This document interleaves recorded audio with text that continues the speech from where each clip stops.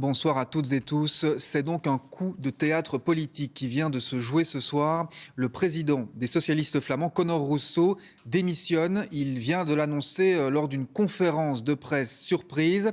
Il y a de nombreuses implications pour l'année électorale qui s'annonce. On y viendra, mais d'abord, les faits. Conor Rousseau était au cœur d'une tempête politique depuis des semaines à cause de propos racistes qu'il a tenus lors d'une soirée arrosée. Des propos à l'encontre de la communauté rome. Des propos qui viennent d'être publiés in extenso dans la presse. La pression était trop forte. On écoute Conor Rousseau.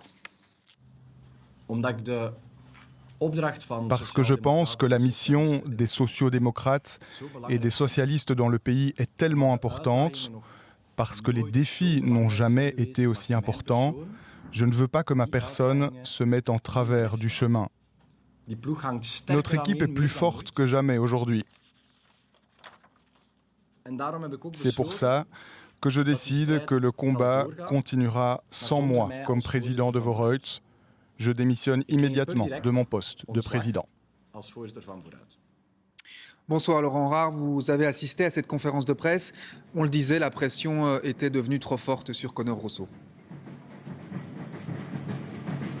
Oui, une conférence de presse qui vient tout juste de se terminer il y a quelques minutes à peine. Conférence de presse qui a duré 8 minutes, pas plus. Une conférence de presse au cours de laquelle Conor Rousseau a lu une déclaration. Il n'y a pas eu de questions. Conor Rousseau a paru ému en lisant cette déclaration suite à un bureau de parti qui a été convoqué à 17h30. Donc très rapidement, la décision a été prise. Conor Rousseau reconnaît qu'il a commis une erreur et qu'il doit faire un pas de côté pour laisser la place au parti. Car, vous l'avez entendu, il y a trop de bruit autour de ma personne. Ce qui pose problème depuis plusieurs semaines, c'est effectivement des propos racistes tenus par Conor Rousseau lors d'une fête avec des amis dans un café à Saint-Nicolas, sa commune en Flandre. Lors de cette soirée en septembre, Conor Rousseau avait trop bu et il a tenu des propos racistes concernant la communauté rome, des propos auprès de policiers de sa commune, des propos qui ont été filmés par une bodycam. Et ces propos, ils ont été révélés très exactement hier par le quotidien flamand Het Nieuwsblad,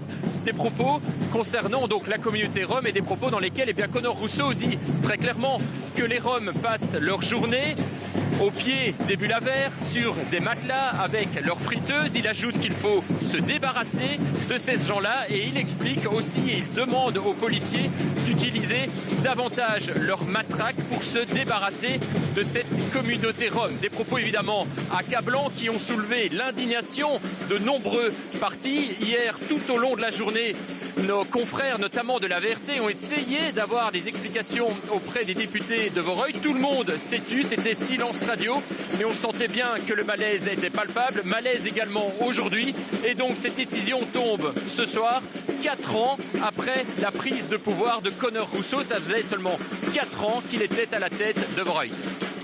Merci beaucoup Laurent Rare pour ces explications en direct. Je me tourne vers vous, Rachel Crivellaro.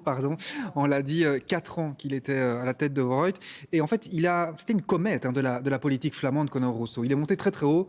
Et aujourd'hui, il s'est brûlé les ailes. Oui, on peut vraiment parler d'un véritable crash, d'un véritable prodige de la politique flamande. Président de parti à seulement 26 ans. Conor Rousseau, sur la forme, c'est quelqu'un qui a déjà dépoussiéré les codes de la politique. Il maîtrise très bien la communication. Il jongle avec les réseaux sociaux. Pour vous donner une petite idée, sur Instagram, YouTube, il est suivi par des milliers de personnes et il se fait connaître sous le nom de King Kona. Et c'est avec toute cette maîtrise de la communication qu'il est devenu carrément un des hommes les plus populaires de Flandre. En tout cas, c'est ce qu'indiquaient les derniers sondages. Et puis également, sur le fond, Conor Rousseau a carrément dépoussiéré aussi le bon vieux SPA, rebaptisé depuis Vooruit. Sous sa présidence, le Vooruit est devenu le 3e parti de Flandre, derrière le Vlaams Belang et la NVA. Et puis, il a fait aussi de Vooruit un parti pivot en Flandre, très présent, qui parle avec tous les partis politiques et en particulier avec la NVA. La preuve, c'est que par exemple, dans la ville d'Anvers, ils sont en coalition avec la NVA de Bart De Wever. Donc ce soir, on peut dire que c'est vraiment un homme central de la politique flamande qui quitte la scène. Un homme central de la politique flamande, ça aura des conséquences au nord du pays, sans doute aussi au sud, notamment pour le parti frère francophone, le Parti socialiste.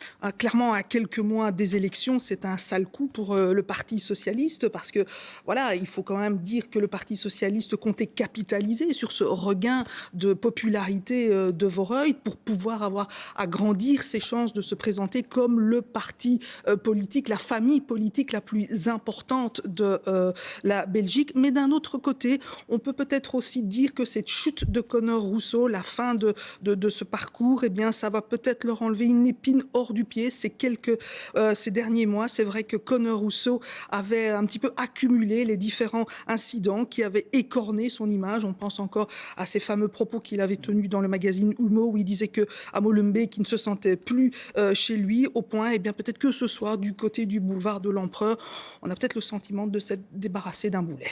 Oui.